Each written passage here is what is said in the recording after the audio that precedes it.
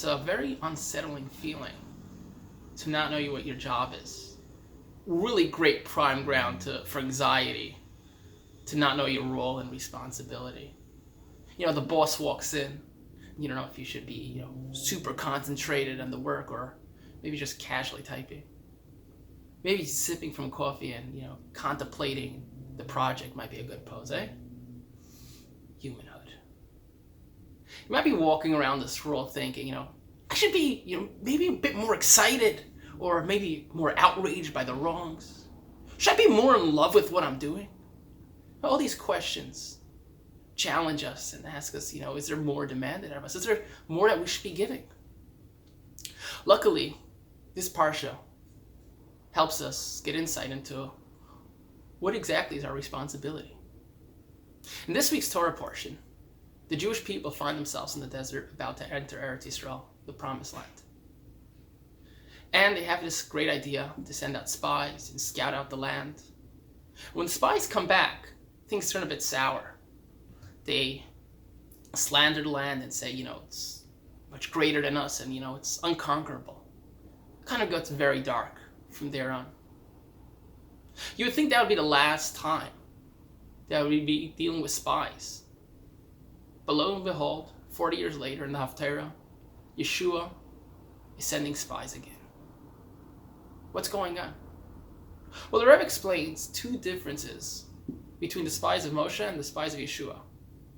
Moshe's spies were not commanded. It was God told Moshe, do what you want. If you want to go with their plan, go with it. If not, not.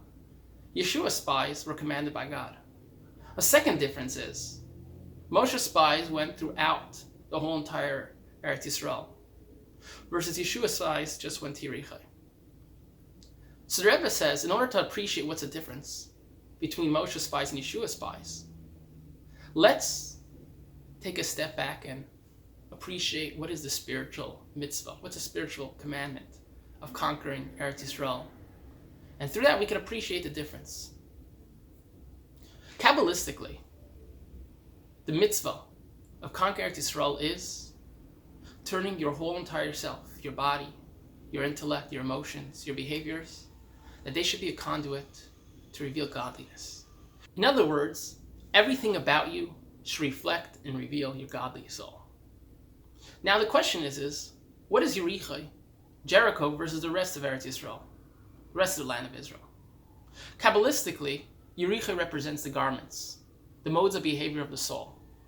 Just like garments can reveal how you feel or what you believe, so too the modes of expression express how you feel or how you believe, or how you want to express how you feel and you want to believe. The modes of expression are thought, speech, and action.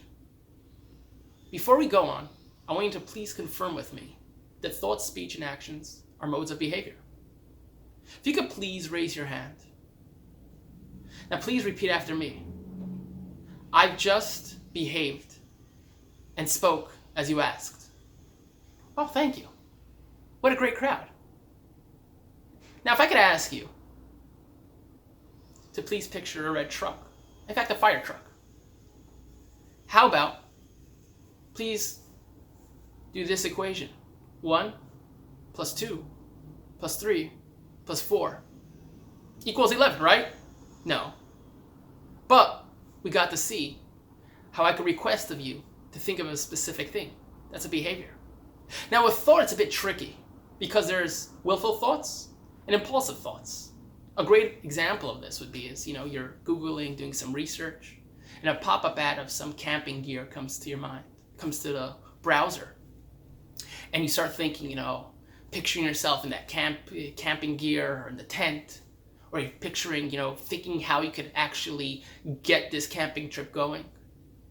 Well, that's exactly a great example of willful thinking versus impulsive thinking. The pop-up ads like impulsive thinking versus the planning or the picturing is willful thinking. It's a behavior.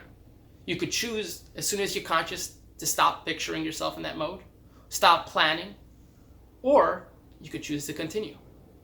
Knowing that conquering Eretz Yisrael means conquering the way we feel about things, versus conquering Yericho represents conquering the way we behave, gives us insight to the difference in the spies of Moshe and Yeshua.